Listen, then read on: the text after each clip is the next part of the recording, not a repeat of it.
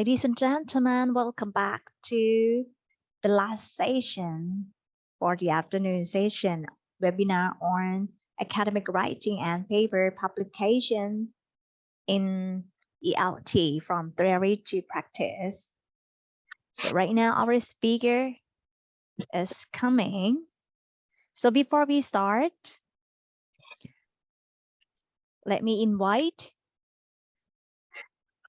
Okay, good afternoon. Assalamualaikum, right? Yes, good afternoon. Assalamualaikum. Yes, thank you so much. Thank you. Thank you. Okay, before we begin, may I invite Associate Professor Dr. Akrapunya Mainhong, Faculty Dean of Humanities and Social Sciences, and Ph.D. ELT Chairman Program to give a speech, please. Very good afternoon from Thailand, sir. Professor Tariq, our invited speaker today. Thank you very so much on behalf of Buriram Rajabhat University, on behalf of our university president, on behalf of the dean of myself, the dean of the Faculty of Humanities and Social Sciences, and also the PhD program. I am the chair of this program. We would like to humbly express our sincere thanks to our invited speaker today. He is very busy. Normally, he's supposed to deliver a speech on 18 last week. Unfortunately, by the week he was very busy, but he still give us a good chance to deliver a speech, even if his schedule is very tight. All right. So we are very appreciated your kindness for accepting our invitation.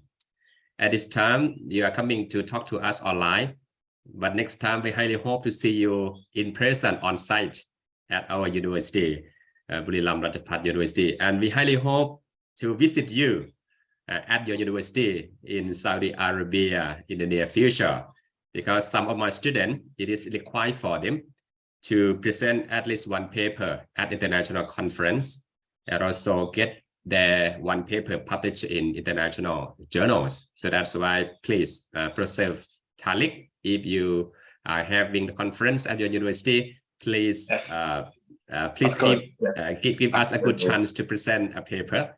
We are very appreciated your kindness. And today, not just only my PhD student attend this very interesting webinar, but also we have our academic partners from different universities in Thailand and other countries as well. Now we are having with us is Professor Tariq from Istanbul University and his students. Thank you very so much for your interest and energetic participation in this webinar. Please keep in touch. And at this time, I think it's good time for us to listen to our invited speaker on a very trendy topic. So I would like to invite all of you, please join me in giving a big round of applause to express our sincere thanks to our invited speaker. And please allow me to open the webinar officially. Yes, thank you. Thank you so much. Thank you so much. Well, good morning from Saudi Arabia and Merry Christmas for everyone if you celebrate that Christmas. Yeah, so basically, my topic is about writing for publication. Where do I start? I think Miss M. Simone is going to introduce you Yes, to introduce me as well. participants. This is our protocol. This is our protocol, sir. They normally assigned by me to do as the MC and introduce the speaker to the audience, please. Okay. Yes, thank you so much, our faculty dean and the chairman of ELT PhD program. So before we begin, may I introduce our speaker, Professor Dr. Tariq Elyas, from King Abdulaziz University, right? Okay. He had received a lot of international awards, as you can see from the profile, in applied linguistic publication. For example, a top-tier research journals in UK, Australia, USA, even in the Middle East. He has been the most highly cited author in the field of education and applied linguistics since 2014. So currently, he has been assigned as the associate editor for Really Encyclopedia of World Englishes in the Middle East and North African region. So, ladies and gentlemen, please welcome Professor Tariq Elyas, please.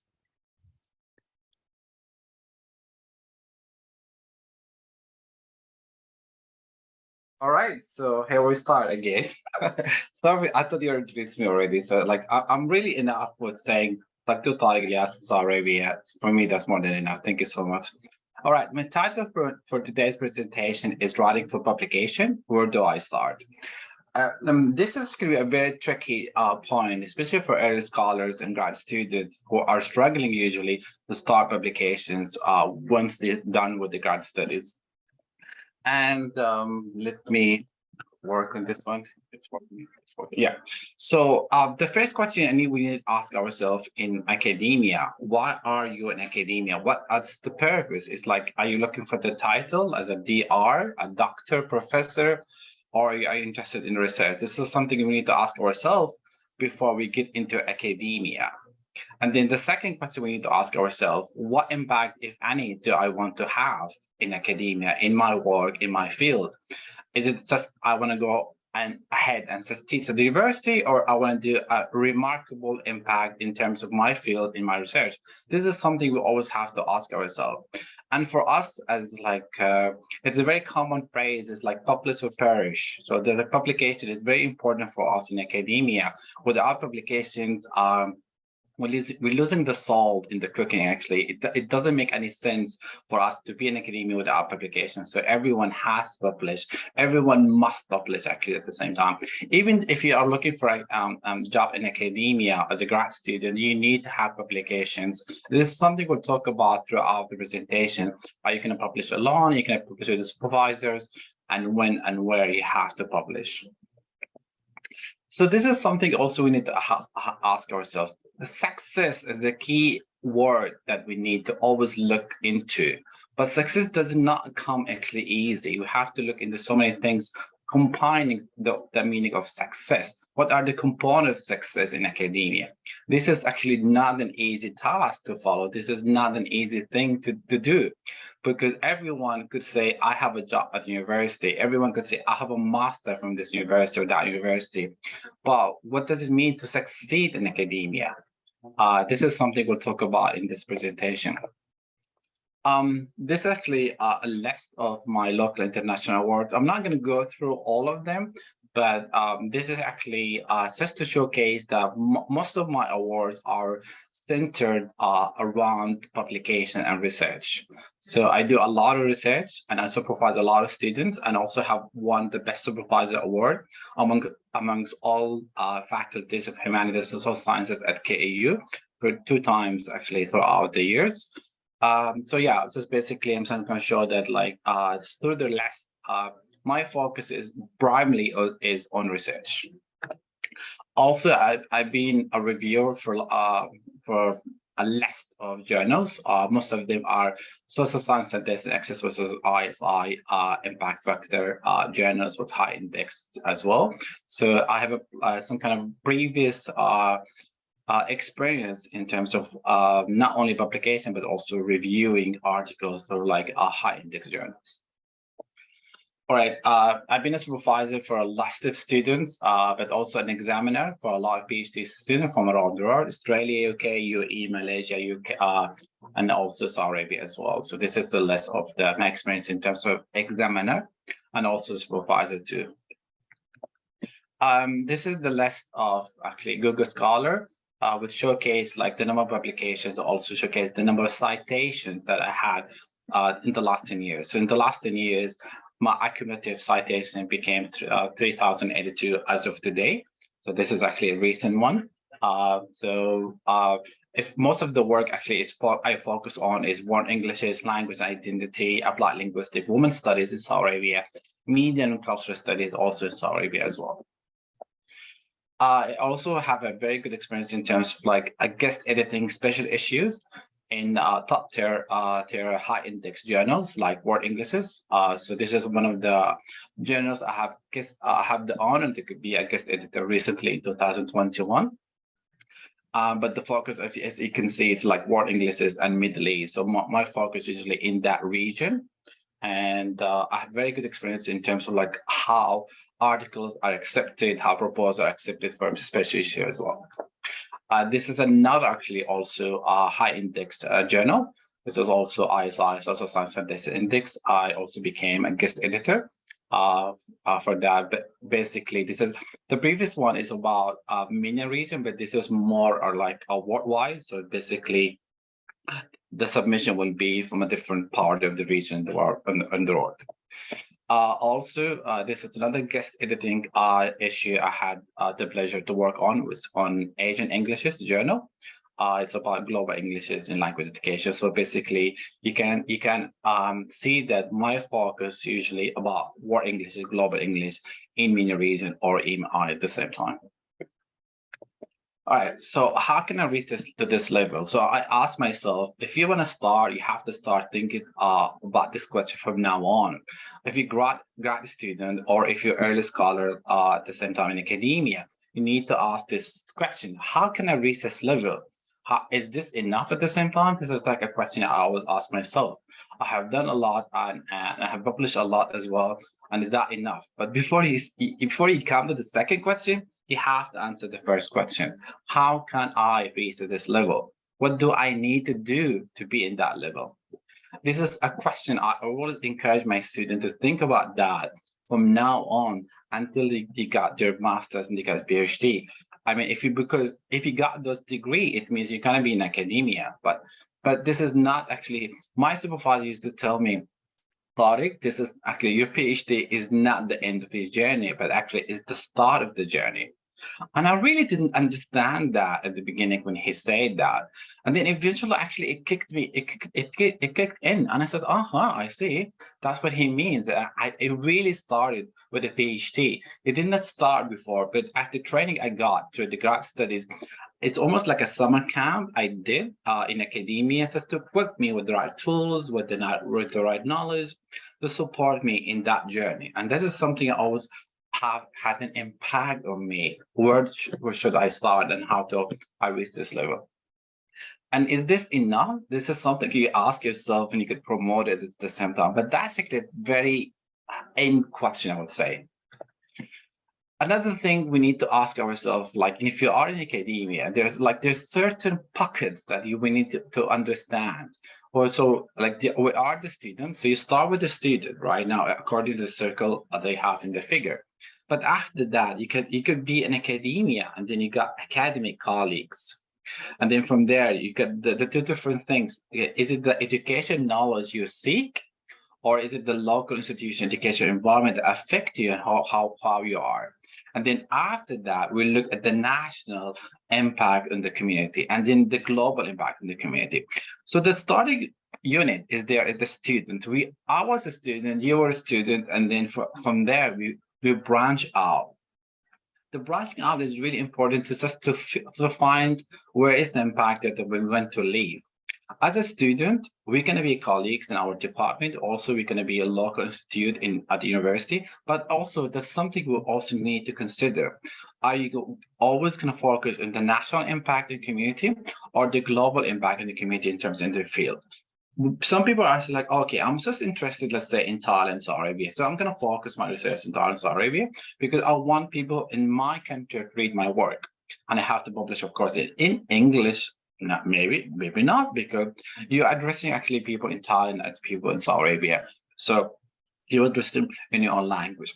But at the same time, if I really wanted to have a major impact, I have to write in English. I have to publish in English. But I also have to look at the venues for publications. Where should I start? Where should I publish? With whom should I publish? And where should I publish? There's all the question they would ask if we want to reach that level of the global impact in the community. But that's not the starting point, but the starting point, we have to always look back as our student. Who is the student? I mean, do you want to be a teacher just to teach at university, or do you want to be a teacher who also actually publish scholarly articles in the field? And that is something we always have to see, because some of us are happy to be a teacher, but some of us actually are striving to be a scholar at the same time.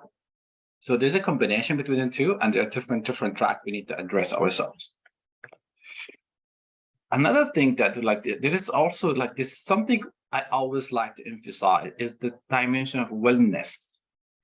You can't be a good student, or you can't be a good teacher, you can't be a good scholar if you're not well enough. If you didn't have the support that you need from your department, from your supervisor, from your family, from the society, from your community, then you can't reach there.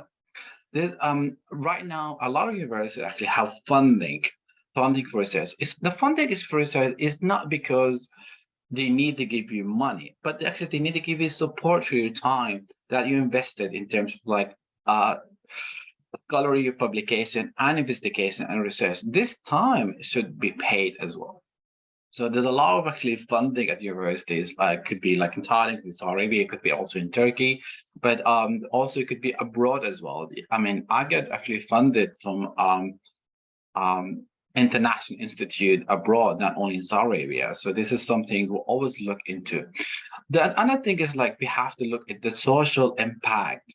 What kind of social we live in? Because not a lot of our students, they could be a good student, very smart, intellectual student, but the social impact has actually put them down at the same time. So we need to have support for that.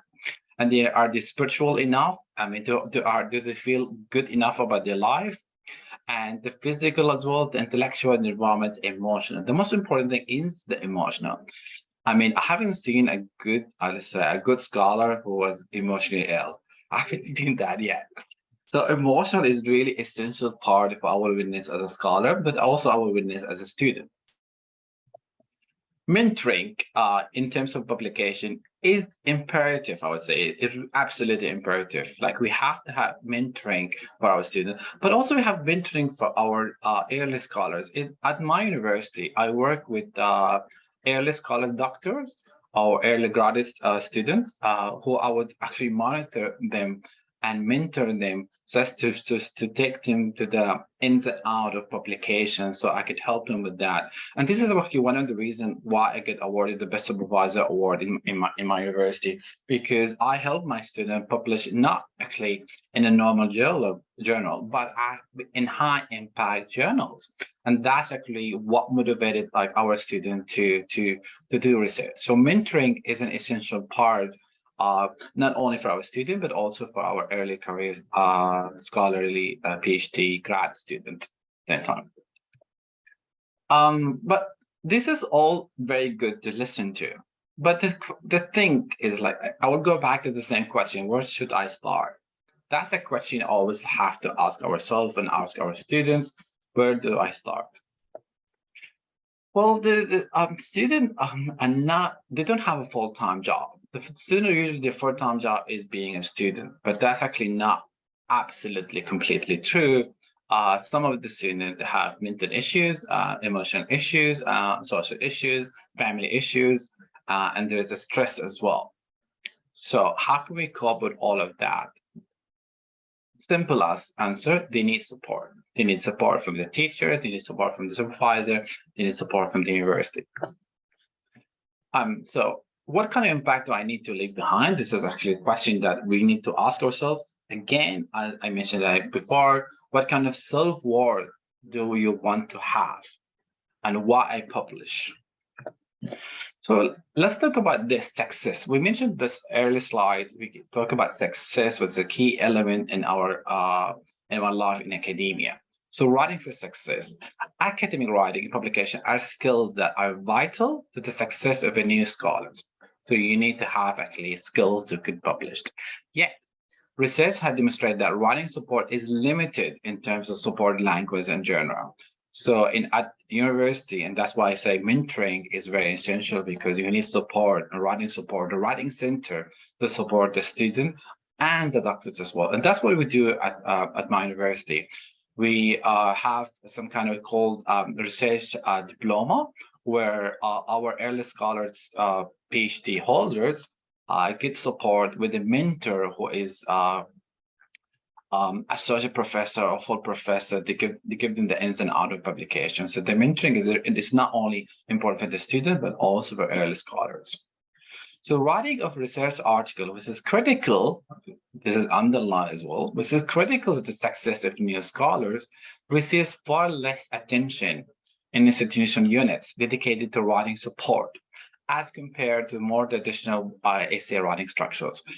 This is the link that we need to address, or also a gap in our student. So our students usually do know how to write essay, critical essay, literature review, but it's very difficult for them to shift their compass, or not only their interest, but their campus from a traditional essay writing into publication writing. Writing for publication. This is very different campus in terms of like how to write. So one of the first and perhaps the most important things to remember is that writing for academic publication is a process, and even experienced authors, this is also underlined, need to maintain and explore new writing strategies. And it means not everyone who publish an article in a certain journal will succeed in his next attempt for publication. Publication is extremely hard at the beginning if you don't have support. It's extremely really hard if you just like you are in your own without that support, without that experience from your supervisor, from your colleagues, from your department peers. So something that's really we have to consider. So first-time authors should try to and publish in a grad-led journal first. It means because the criteria is less harsh, is less strict, it's less demanding. So I always encourage my students usually to publish in a grad-led student journal. That gives them some kind of confidence, some kind of motivation that, oh, I published in that journal, and it still be accepted, and it still can be listed in their CV.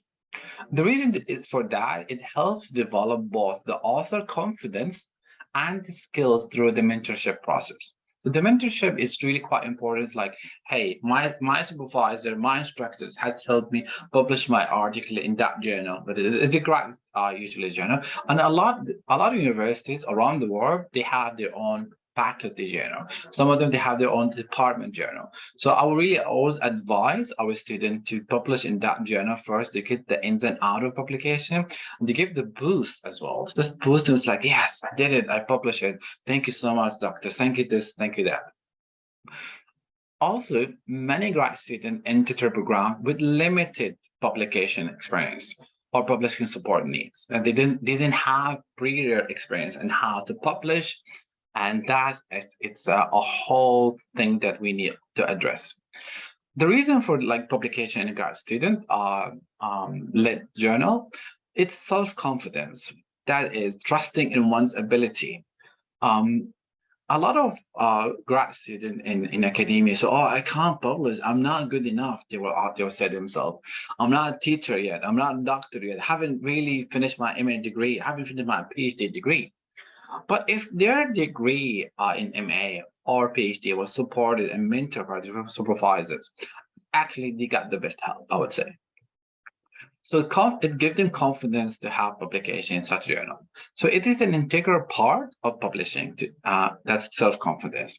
It is a common phenomenon among emerging scholars to lack a sense of confidence. Even those who have publications, they say, oh, I can't publish in that journal because it's such a top tier journal, and it highly indexed, and I don't have the ability. I will just look for a journal that could accept my articles just right away. There are a lot of journals around the world that they say, submit in 2 weeks, submit today, get accepted in 2 weeks. And they're everywhere. Honestly, they're everywhere. A lot of people actually have applications for that because they for two reasons. They don't want to wait, and also they lack self-confidence. Like, my work is not good enough to publish in a journal. in high index journals. So I was just going to go ahead and publish in fast track journals that could give me acceptance in 2 weeks or maybe 1 month. This will take us to the next point, which is collective writing and the importance of collective writing. The benefits of collective writing, that is writing with 2 or more colleagues, as we have experienced with this article, are many. Collective writing greatly reduces the workload while providing opportunity to share ideas and feedback for improvement. I really always support that, especially for grad student area scholars. They need to have a team where they could work with and they could allocate everyone's a task, and everyone is responsible for a task, but there always have to be one who is leading the whole group. That's also essential, like who is the leader of that group. But collective writing is absolutely wonderful, and it's a good way to start. Well, researchers say writing with a partner or a team can also push one beyond their comfort zone. The comfort zone is basically, I'm comfortable in this zone. I don't want to publish because I'm still a student and I'm still early scholar, so maybe I have time actually. I don't need to do this. But this will take him out of the comfort zone and can multiply their intellectual resources, resulting in work that you would have not been able to achieve on your own. Honestly, from my own experience, like publishing a solo author, it takes almost more than a year. Honestly, it takes more than a year. And the reason I have that many publications, because I actually succeeded, again, the word success, working in a research group. And I have managed a really good list of articles, not only with their colleagues, but also with my own students who are MA students, the publication in high index journals. So collective writing also increases motivations and keep one accountable to someone else. So basically what it means, it does push you to complete your task, and because you are you're only allocated one task, and that task usually is a portion of that article, and it's not a really difficult thing. But if you have to do the whole thing, it's like, oh my god, I have to run and I have to write and I have to do the methodology, the framework, let's review the analysis, discussion. Wow, this is a lot of work. I need to take my time. But if you are allocated just like a small task in publications, you will not actually fail your friends. You're not going to fail the group. And that's how collective writing is an important start for grad student and early scholars. Also have a very good experience of being a book editor. So I've also been also guest editor, but also a book editor. So booking editor is another opportunity for publication. This presents a wonderful opportunity for emerging scholars to familiarize themselves with the publishing process while being guided by an expert in the field. And I highly recommend this. I highly recommend this student with his or her supervisor try to publish a book chapter in an edited book, because you get really wonderful support from the editors. You get wonderful support from your colleagues. You get wonderful support from industry as well. The call for book chapter can be based upon but not always actually but not always, can be based upon invitation, often when you are recognized in the field. So when you are recognized in the field, you are associate or someone assistant but has really good publication record, or for professor. But this also, you could I've seen a lot of my colleagues that I myself have published book chapter with my student, and this is really a very good support, because you are putting your student under the microscope, under the treadmill as well, because they have to run all the time with you, with that support from you as a supervisor, with the support from the editor, and you get a sense of academia and how it works, and they can understand some of the skills that they need to do in terms of like editing and revising and reviewing their book chapters. So although one supervisors or colleagues can be a great help in availing an opportunity to contribute and edit volume, this is the same idea I talked about, one can also look for a book chapter calls on social media such as LinkedIn, Facebook, or Twitter. And honestly, this has been so helpful for me.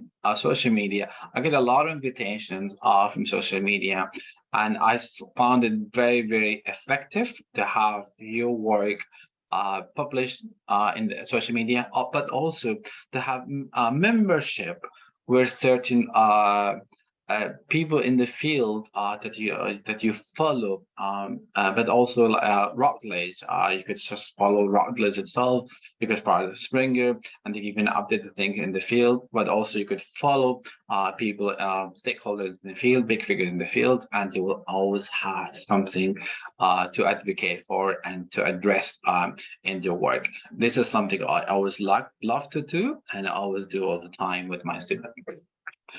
Also by emailing editors who publish edited values in the area of interest, or by exploring website of publishers to see which projects are open for contribution. The reason I said follow Routledge and Springer, because usually they have in their website call for chapters and a certain project, which sometimes it really messes it in into social media. So it's always a good idea to go back and look at this website and look at this project, and that could be interesting to you. And then you could talk to your supervisors, or if you are a student, you could talk with your colleagues if you are early scholars, like, hey, let's do this, let's join forces and publish something together. So, and this is the backbone of academia, which is writing for journals. I mean, everyone wants to write for journals. But understanding journals within your field of study is one of the most important parts of publication process. It's the first understanding that journals within one field of the study. So you really need to focus on which journals is the right one for me, which the scope of the journal has to fit my research interest. And I know that even early scholars, Ph.D. holders, they really don't have the support or the knowledge for that, because like the field is huge. The journals number is huge as well, and you got Scubas, you got ISI list, you got Elsevier, so it's a lot of lists to look into. But this could be also a help from your supervisor. Your supervisor can say, these journals I'm acquainted with, these journals I know well, this is I have a good experience with, this I don't like. So even they can actually save you some time, but not going for a journal that could be not within the scope of your research. But it's also essential to know where one is heading with the work. So where should I use this more work? How can I publish that work? What journal it fits my work? And naturally, it is much easier to get published when one work is seamlessly aligns with the journal scope and submission requirement. There's a lot of requirements. There's like ABA style, there's MLA, there's Harvard, there's Cambridge. There's a lot of things. So I really advise my student to either like download Mindly or EndNote because it will save them trouble in the future, especially with the submission requirement. Also, there are a number of ways to become familiar with the journal, the guidance and streamlined submission process. Always we have to look into what they need. From my own experience, when I was early scholar, I submitted actually articles with the ABA style because I'm in linguistic, and my article was disrejected completely because I did not follow the guidelines for reference style. And I say, like, you did not follow the and got rejected only from the reference style. So I learned my lesson the hard way, and I became very patient. And I was like, every time I look in the journal, I look into the scope, but also in the requirement, what they need me to do. Because it doesn't look professional if you submit article, submit, click and submit. Because it shows that you're reckless as in terms of like a publisher or researcher or a scholar, because you really did not look at the requirement. I just wanted to put the emphasis on like your work. And it really doesn't work that way. The requirements are there for a reason, for you to look into and address and adhere to. So there are a number of ways to become familiar with the journals. We talked about this. Another way to become more familiar with the journals is one area of study, which is simply to start reading them. If you remember my Google Scholar keywords in research, I listed the first keyword as word Englishes. So world English is my area of interest. So I really wanted to look in journal that really have world Englishes in the title. And this is what I did because I just edited a special issue for World English Journal, and that's my interest for English. And then I just edited with colleagues as well in Asian Englishes. So that again really aligned with my interest, and it really shows the strength of you as a scholar. Another thing is like finding your niche. So how could be, let's say I could be like Tariq Elyas or someone else, like I want Tariq Elyas to have his niche, to have like particular things that, that stand him out. So developing one area of expertise in writing, developing expertise in particular areas requires finding one niche or a place in literature. So if you remember, like my guest editor website I showed you, the first one is about Middle East, like MENA region. So I wanted to have a niche with my field interest, but also in the region. So that became a niche, and that actually job, well, it's not really a job. It's going to be a job, but it's not really a job. That task, let's say, the research task, I got. Land me a job actually after that. So I became associate editor for MENA region encyclopedia in World Englishes. So that actually a job after my task, I would say. So that actually came my niche because the editors of encyclopedia found my work and my interest and my niche in the region. I said, okay, so this guy could be he's an Arab, he's Saudi, he could be the guest editor, section editor for encyclopedia in World English in MENA region, and that's actually my niche as well. So authors should write what they are passionate about, what are you really good about, what do you want to talk about, something that keeps him nagging or the same that keeps him coming back. The reason I actually also find women's studies in my Google Scholar of research interest because there's not a lot of research on women's studies and media or women's studies and language. So I started actually tapping on that niche because and I wanted to find my footprint in that niche. And so I started doing this because I was really interested. I was really passionate about that thing. So emerging scholars may find that early in their studies that they don't have much to say or that they are not ready yet, and that's okay because you can't have a niche right away. You need to build that. You can build it and then find your niche. My niche in terms of World Englishes, I have published a book chapter for my PhD thesis in World Englishes journal itself. And I kind of linked the dedication Saudi Arabia in World Englishes, and then I built on that. So my niche came for my PhD, but also for my chapter on my PhD, only not the whole thesis, but actually a chapter. And I found my niche only in that chapter. This is really funny, but it really helped me to find my own niche. Another thing that really interests us as grad student or early scholars is open access journals. Sometimes they call them golden access, sometimes they call them diamond access. There's some different names, but usually they call them like open access journal. So unfortunately, unless one is publishing an open access journal, which sometimes come with publication fee, there's a lot of money sometimes involved. But it starts from 150, but really goes up to $4,000. Seriously, so it starts from 150, goes up to 4,000. So readership and access to the academic journal is oftentimes limited to student and faculty.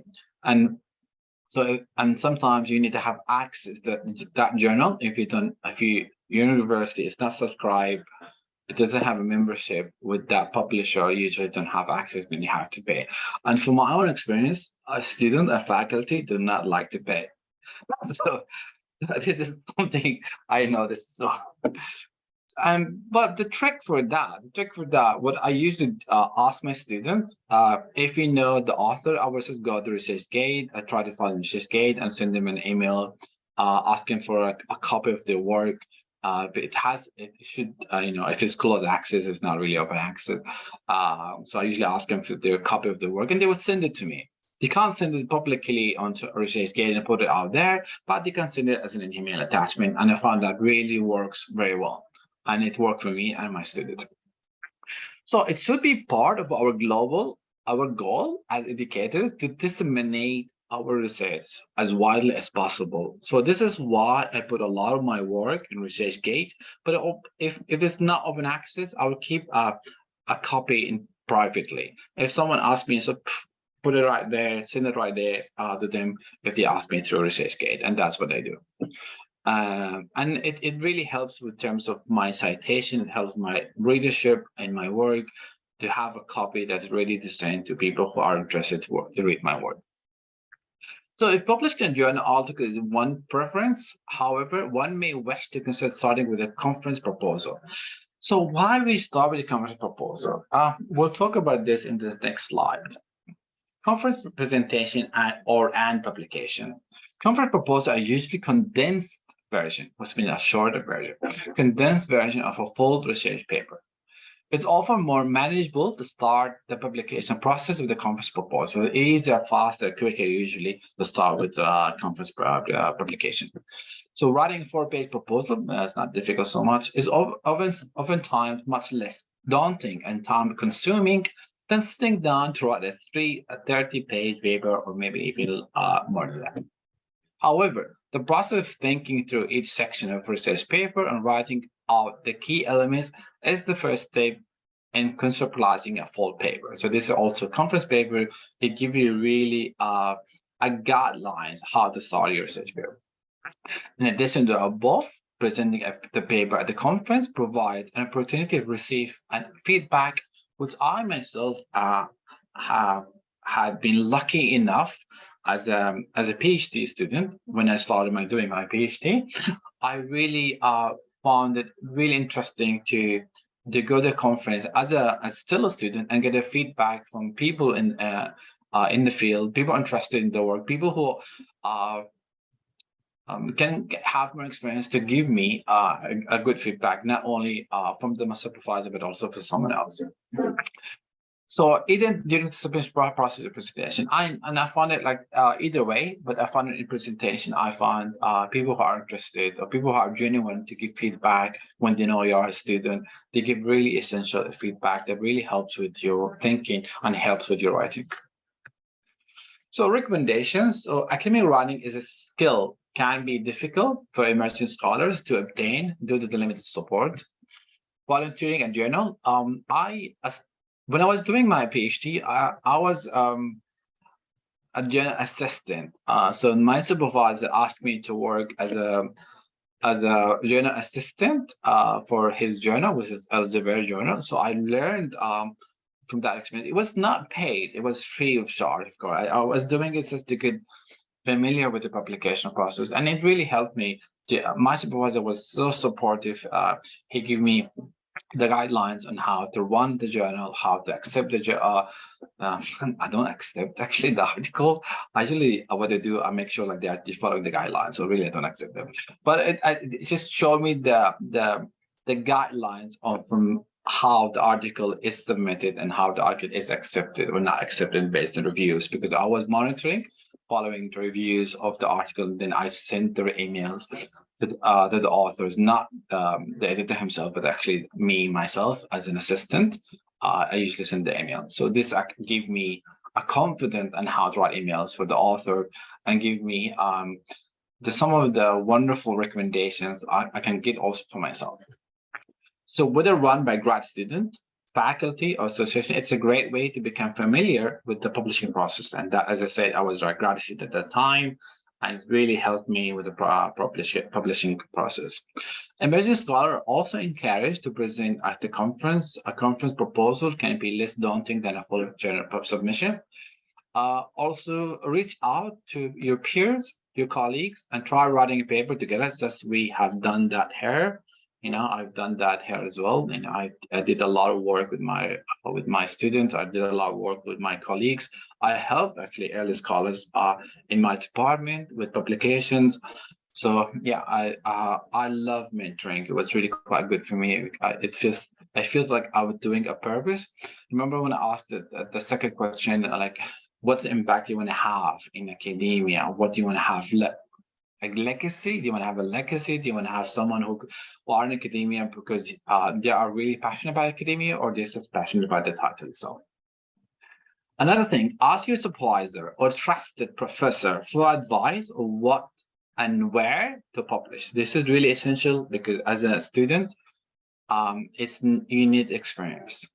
And we can't have that experience without like help from professors in the field. And seek out opportunities within institutions. So basically, if there are opportunities with supervisors, with your colleagues to publish, it's a good way to start because you have the help and support. Last but not least, the publishing process starts with you. You're the one who will publish. So you need to think like, is my work good enough to be published, but do I need support from my peers, from my supervisors to have self-confidence? But yes, you will. It comes with time. I mean, I remember actually my first publication when I published my work with the help of my supervisor. I was a solo author, but my supervisor has helped me a lot. I was over the moon, and my self-confidence like got boosted again and again every time actually I got published. But I never had an ego. I'll be honest, I never had an ego. So I'm kind of like down earth kind of guy. And this is something my supervisor helped me. My supervisor helped me with my personality and my self-confidence in terms of publications. So self-confidence is the foundation of getting your work published. You really need to be confident that like your work is good enough. That's quite important. And then trust in your abilities to navigate publication process. You need to trust yourself. You need to go read the scope of the journal, the requirement, because your supervisor cannot do this work. We call it in English in America, this is go for work. Go for this someone who goes and do that work. So the supervisor is not going to actually look at the requirements, cannot address the requirements. You as a student need to address this requirement because that's your job. And that's how it helps your abilities to navigate to the publication process. All right, these are the references I have used in my talk. And yeah, thank you so much. This is the last slide. So thank you for listening.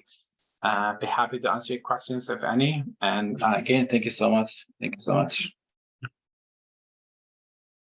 All right. So thank you very much, Professor Dr. Tariq. We are grateful to spend time with the meaningful and insightful talk on this webinar today. Any question, please, for our participant on this webinar? Any questions so far?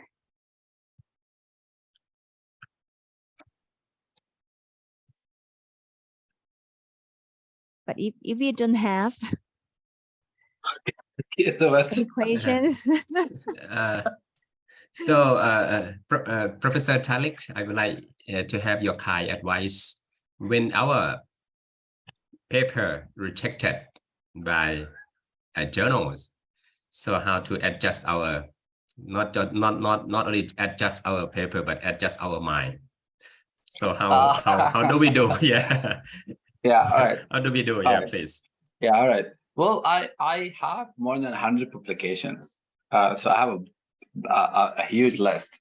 It doesn't mean like have not been rejected. I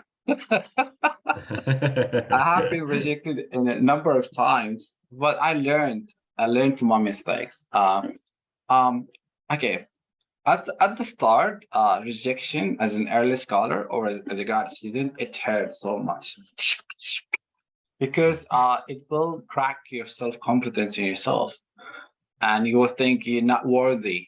That's why I call emotion support really quite important. You're not worthy of your degree. You're not worthy of your studies, and this we need support from our colleagues. We need support from our supervisors because not every rejection is the norm.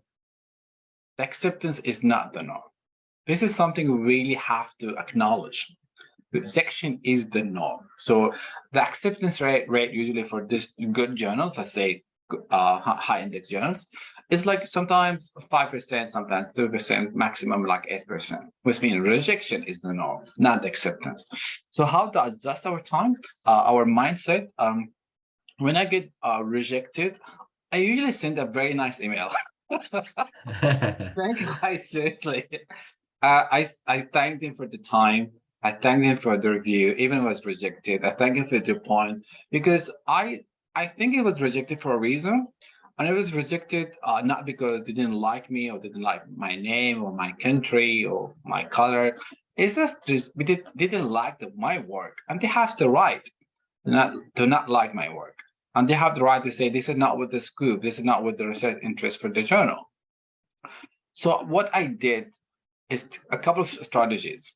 Yes, I was very nice when they rejected my work, but I just wanted to see why they rejected my work. And usually if you did not send me an email detailing why they have rejected my work, I asked him what's wrong with that so I could work on my paper. And really worked for me quite well. So I got an email from an editor and said, your work lacks this and this and that. So the mistake is like on me, not on the journal. So I learned, okay, so I work and I developed that article for better quality based on the comments or the rejection that I got from the journals. And it really worked. Honestly, I swear to God, it really worked with me. And I don't mind rejection because I feel it helps my work. Another thing for how to deal with rejection, what I do, I look at the scope of the journal and I'll look at their call for papers, and if they have a call for paper within the scope of my work, that really helps me not get rejected. I usually get, sometimes I got rejected after 4 rounds review. So I got major, minor, and minor. So, and the 4th review was it's very good journal, language edited and education, but I did not like the review, and I was opposing the review. And I was like, I'm not going to align my paper with that review because I was against it. And the editor in chief, he told me basically, yeah, if you don't like it, you can take your paper to somebody somewhere else. And submit it somewhere else.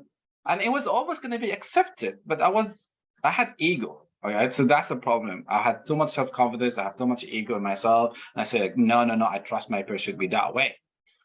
And then I realized that when I get reviews from the journal and the editor, I have to be very politically correct and everything. I have to thank them for everything. Even if I don't agree with them, I have to be very polite. I have to be very diplomatic in terms of how should I address that. And in between the lines, I could insert my ideas without imposing it on the reviewer or the editor, so that it not get rejected. But how, if it got rejected, even that, I was just trying to leave my paper for maybe a month or 2, not look at it completely. I have to forget about it, and then go back to it with a fresh look.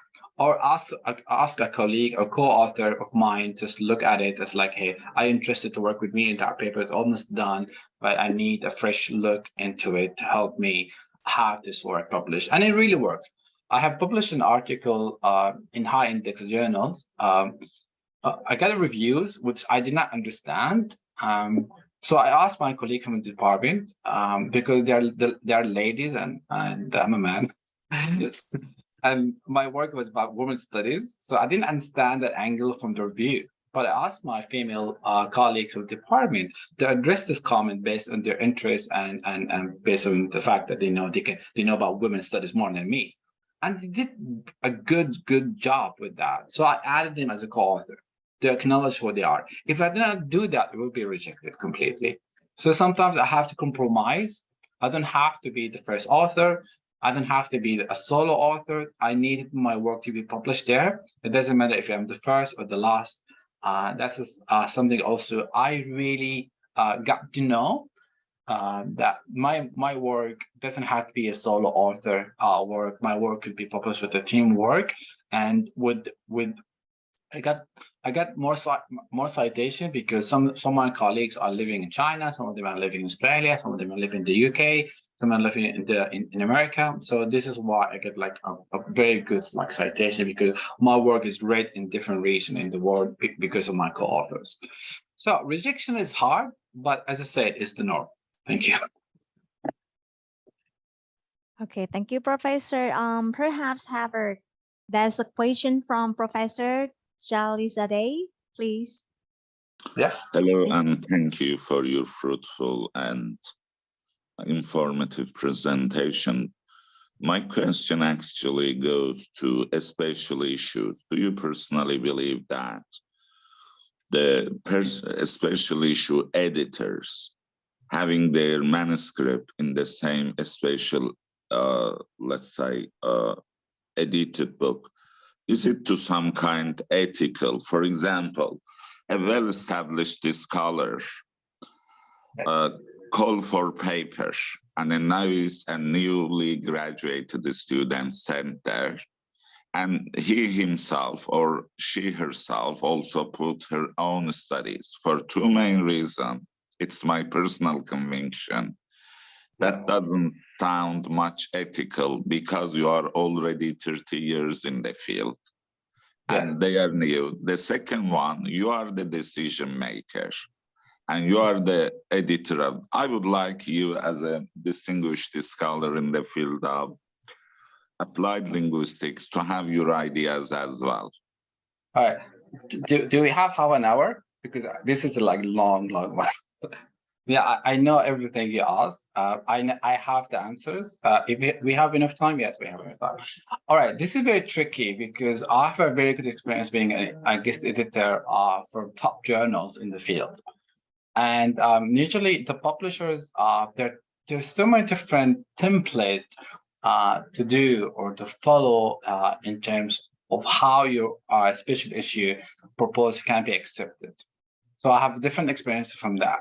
In the word Englishes, surprise, surprise, I'm not responsible actually for accepting the proposal. The editor-in-chief, I received the proposals from the people in MENA region, based on my expertise in the field, based on my proposal, they will send the proposal to me. Then after that, what we do, we filter out those articles within the scope of the special issue. That's the second stage. But the third stage, which is really quite important stage, we send our accepted, but usually could be 20, 25.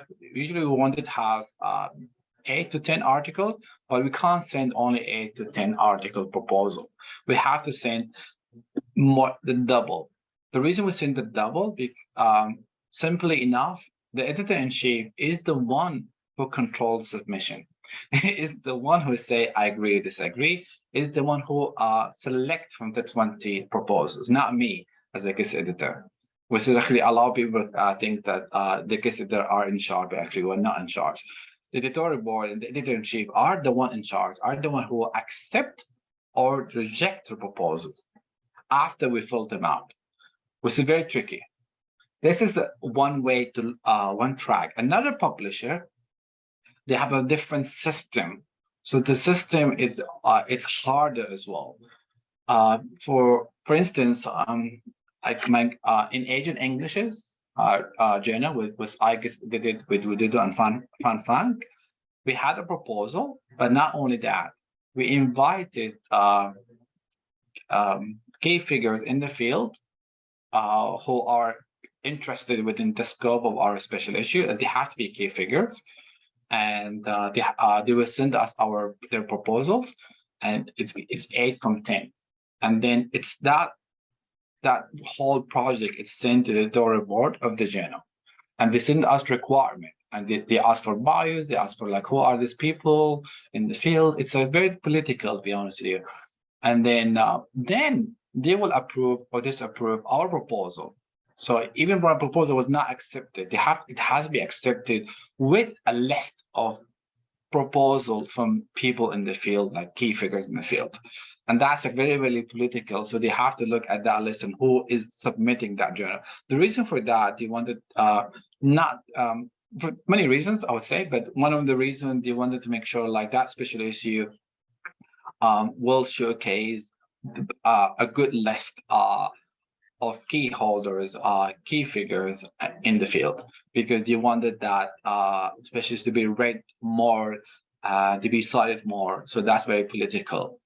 But that's actually number two way of how to do it. Another journal, which also I submitted for education development, is also ISI, Citation Index. It's also very different. We submitted, we got more than 52 submissions. And what we do, we say this is within the scope, this is without the scope, and they will not actually agree with our decision unless we give justifications why this has been approved, why this not has been approved. And what we do, that journal, although we will have to publish only 10, but we have accepted more than 20 proposals. Although we should only publish 8 or 10. The reason for that, the journal said like some of them will not submit their full length paper. So we usually have more numbers of accepting proposal than that. To come to your questions, if your grad student published in a special issue, a lot of people, a lot of grad students who are mostly PhD students, but publish with the supervisor in special issue. So the supervisor is usually the first author, usually for a special issue, because it carries on the weight of the supervisor in that special issue. And because the editor or the editor board of the journal, that name is big enough, they will accept that work, although that supervisor has his name co-authored with the student. And most likely, a supervisor will not submit with the student unless the quality of the work. So if you ask me if that's ethical or not, yes, it is ethical, because you are not responsible for the acceptance of the proposals. You are not the one who is like saying yes or no to the proposal, but the editor-in-chief, the board are the ones who filter out the acceptance or rejection of the work. And then my job as an editor comes after the acceptance, and even the reviews. If my name is it's part of accepted work, it has to be anonymous. So my name is not there, my student name is not there. So the reviewers do not know who you are. They do not know you are editor or the guest editor of the paper. So the name is scratched out. So it's anonymous, so no one knows if your name is there. I hope you have answered some of your questions. If you need any clarification, I'd be happy to clarify that too. Thank you.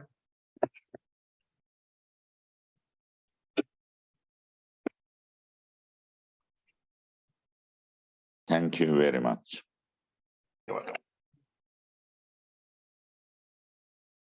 Okay, thank you very much, Professor. Yes, you're welcome. But I really advise people to publish a special issue. It's a lot better, and you got more chances to be accepted than having to submit on their own. The reason I say that, because of the time frame. The time frame for special issue is determined in advance, but the time frame for submission on your own is not determined. For instance, I have an article which is published in Semiotica, which is a highly indexed journal.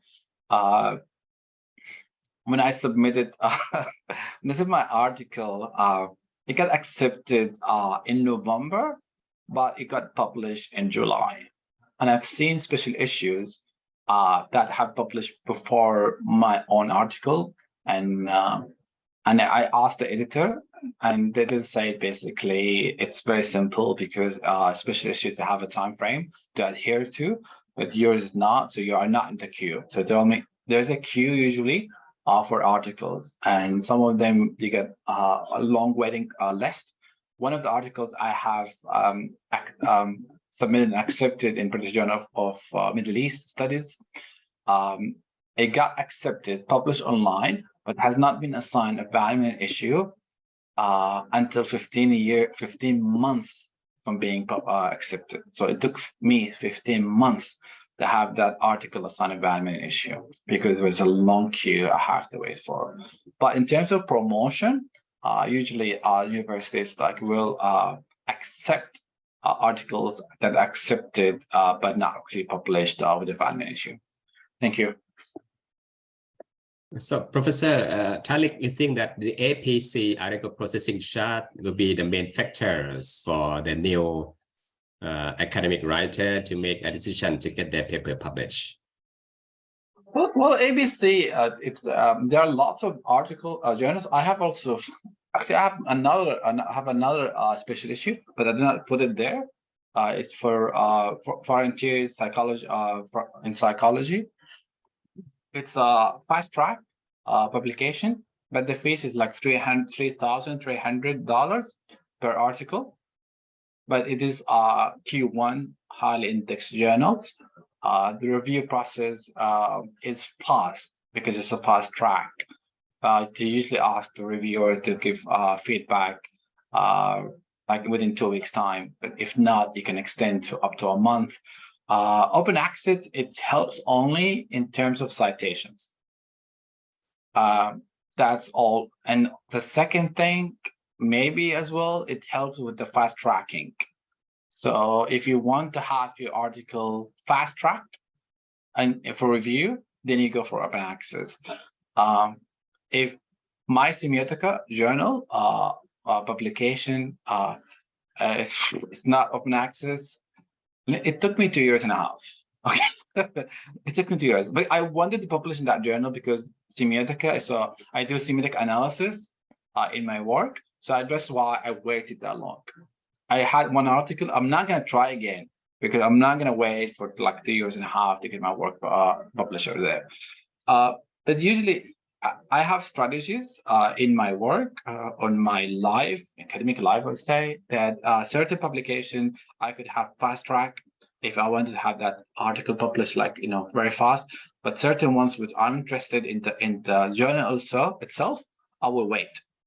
But if you remember my second question, is that enough? Because I have more than 100 publications under my belt, and I have lots of ISI publications, and I have lots of citations, but I'm doing it because I'm passionate about it. I'm doing it because I really like it. And it's I'm at the university not because of the money, not because of the title, because I really like what I do, and I really like helping my students and my colleagues, and that's why I'm in academia, not because I want the money or I want the title. And honestly, doctors do not make much money. They don't make much money. Yeah, so I hope I answer your questions. Very good. You are academia, yeah. You are academia. You get your paper published because you are the professional academia, not for a title, not for money. Yes. Oh, that's very good. That's very good. That was strong. I tell you something. Okay, I tell you something very, very, very funny. Really, really funny. To be honest with you, I found it funny. Because in my university in Saudi Arabia, you only need 4 articles. 4 articles, that's a solo article, to be associate professor. And they need another 6 articles after being associate to be a full professor. So in total, you need only 10. I have 112. So I'm not after promotion. I got promoted more than 2 years ago, right? And this year I have more than 12 publications, 5 of them ISI publications. So I'm not there. I could stop. And my colleagues say, like, why don't stop? You're already full professor. And the year before, like 2021, I had 7 ISI publications, 12 in total also publication, even after I get promoted. So I did not stop because, I'm a full professor, I don't need to publish anymore. No, I did not stop. I love it. It's really, really something I live for. So thank you for that. I think writing a paper is part of your life. Even if you are now a full professor, you not stop writing a paper. So I think you are a very good role model of ours. So my students and my academic partners don't stop writing. Now we got a very good role model. Yeah. Don't stop eating. Don't stop eating. Don't stop eating. Don't stop writing. That's very good. Also, That's wonderful advice. Really appreciate, sir. also good. Thank you so much. Thank you. Any other questions?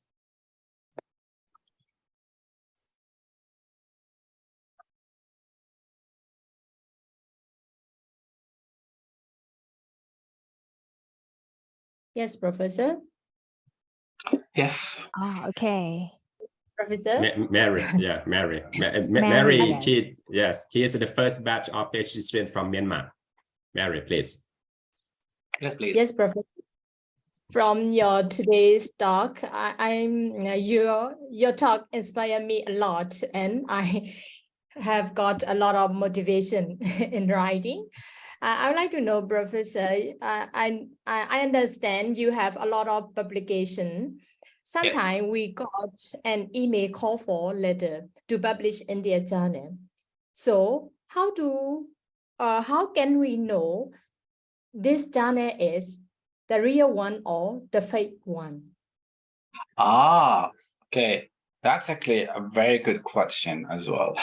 There are a lot of fake ones in the field, but usually if they are part of a big publisher like Routledge or Elsevier, and you click in the issues they have, and you can see the list of all the issues, and you click on them, and everything is there, then it's not fake. Because usually fake journals will not have a very good interface. They will not give you access to the articles at all, or they not give you a link of the articles that they have published 5 years ago. But if you look at the journals, like publication list from their 1960s, 1950s, they are good journals, but they are, I will not call them fake. I will call them predatory journals, which means they are after your money. So there are certain journals in the field that people publish in, and they're after your money, and the fees is not high. Usually the fee is like 150 or 300. It's not recorded, hopefully. Usually they are from China or India or Bangladesh. Usually that's my experience. So they have they're also a journal it's called Canadian Journal Publisher. It's not Canadian. It's run by Chinese. They really charge like $300, and they are indexed in Google Scholar. They are indexed in everything, but not in Scopus, not in ISI. So if you really after a good quality journal, my advice is the following. First of all, you need to ask your supervisor if they know trusted journals in the field. That's number one. Second, the journal have to be from a well-known publisher or organization in the field. So like ELT organization that have certain journals under their organization. That's actually quite important, and it's efficient. A third one, I will not go for a journal that is not Scopus or indexed or ISI index, because usually most of them, if they're affiliated with the university, like if you are like in Thailand, you have journal published in the Faculty of Humanities, Faculty of ELT. So that's not fake. That's a good journal.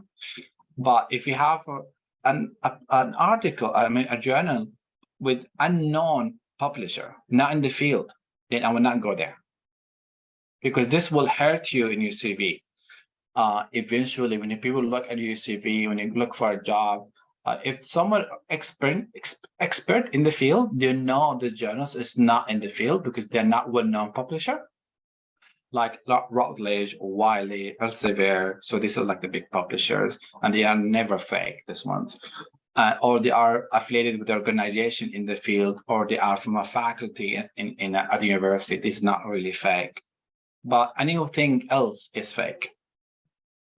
It's very hard to generalize. It's very hard to generalize such a statement. But I honestly, I'm very much advocate not to publish in any journal that is not listed from a big publisher or a faculty. The faculty could be even in Dubai, by the way, or be in Cairo, or in Beijing or Tokyo. but they are really listed, supported, affiliated with the university. So this is really good. Sometimes they're not really indexed. It does not matter because they are linked with an educational institute. Other than that, Mary, I would not publish my work in non-indexed journals. Thank you. Thank you, Professor. Welcome.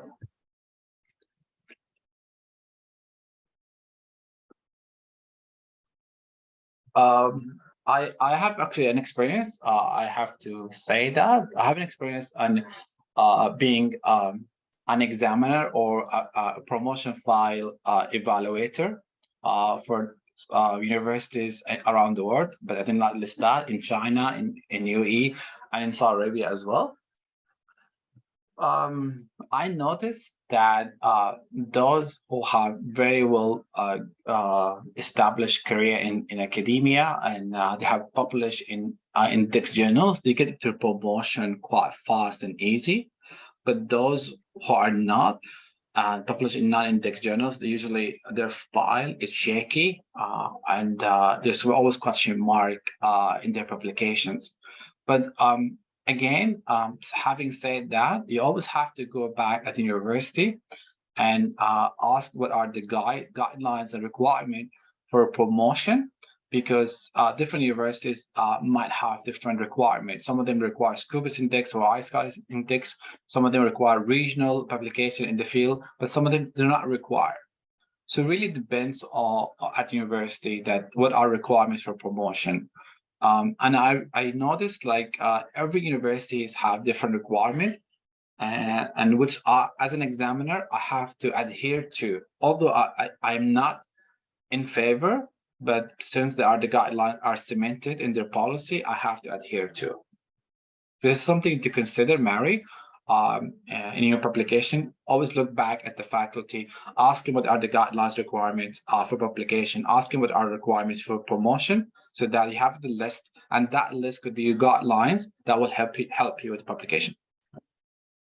Thank you. Thank you, Professor. Any other questions?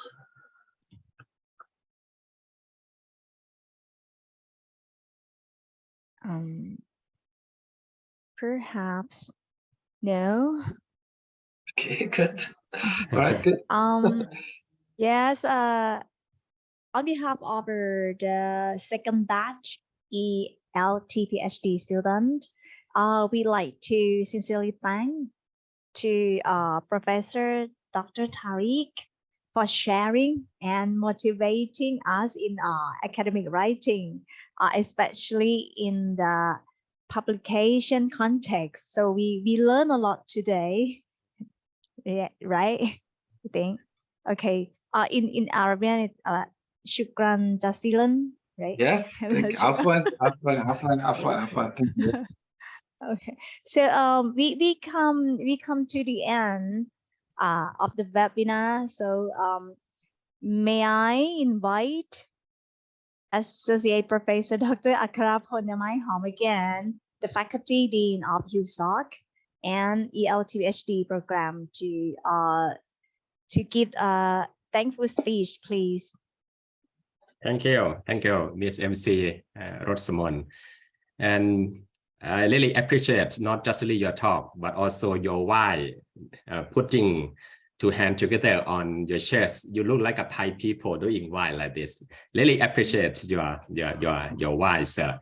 And I very certain that whatever delivered by our invited speaker today is very useful, very practical and applicable to your current studies. All right, and I highly hope in the near future, sooner or later, one of my students will get their or her or his paper published in a journal edited by Professor Tariq. Please give us the kindness to consider. So we also highly hope to have you with us on site at our university campus in the near future. We normally have the ELT conference at our university so you'll be informed in advance to provide your busy schedules. All right, and today we BRU personnel and students would like to express our sincere thanks for your very invaluable time being with us today. We highly hope to see you once again, maybe online or on site. And at this moment, I would like to invite all of you, my students, my academic partners, please join me in giving a big round of applause to express our sincere thanks to our Professor Tariq Elyas today. Thank you very so much for your academic contribution and academic support. And last but not least, it's good time for us to end our webinar. Please allow me to declare this webinar officially closed. Please stay healthy, keep in touch, and see you soon. Thank you so much. ขอบคุณและสวัสดีครับ Thank you, sir. Before we leave, so would you please take a photo together? Yes, Yeah, please. before we leave. อาจารย์วัญชนา would you please help me? Yes, of course. Thank you so much. Okay. All right. Ready? 1, 2, 3. Thumbs up.